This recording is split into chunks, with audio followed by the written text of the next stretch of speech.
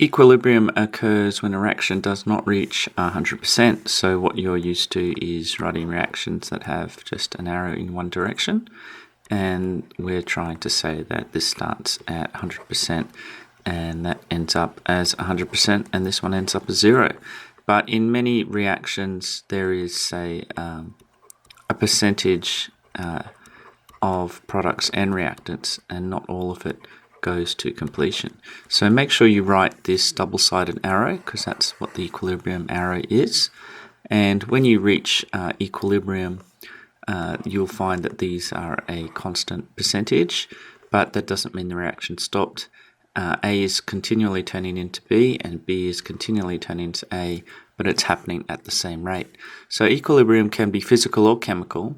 So an example here is a physical reaction where water is constantly turning into a gas, and the gas, you can see the droplets on the side, there's liquid water here, is condensing from the gas into the liquid again and then dropping down.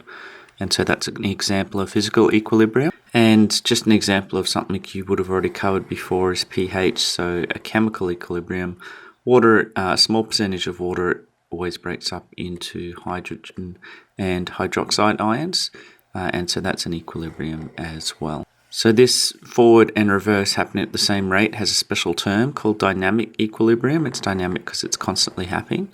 You can't always see it, but it's going on.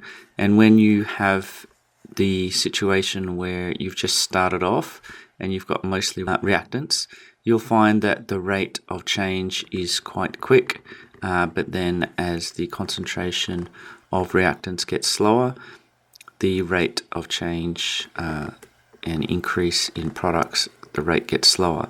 So you need to use the collision theory to explain that. So as the reactants, the concentration of reactants decreases, therefore there are less reactant particles, and therefore there are less collisions. If there are less particles, there are less chance that there are less collisions, so that will collide. It's the first point of collision theory. Number 2, that they'll hit with enough activation energy. And number 3, that they'll hit in the correct 3D orientation. And so that's what the effect of less particles is, and that's why the rate decreases.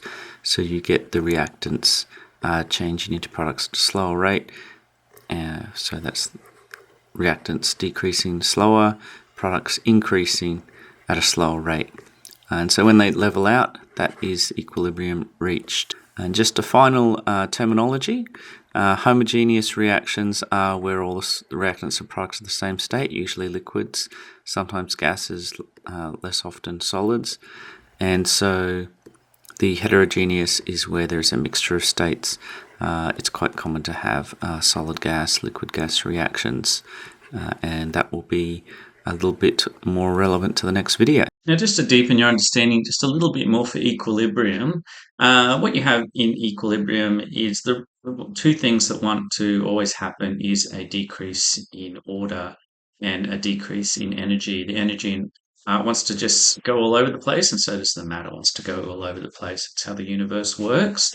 And so whenever you see an equilibrium reaction, whichever side is favoured for loss of heat, is exothermic, you could be guaranteed, if you look carefully at the other side, that there's an increase in number of particles. So there's an increase in the randomness or disorder of the system. And for this one, a gas is far more random than a liquid.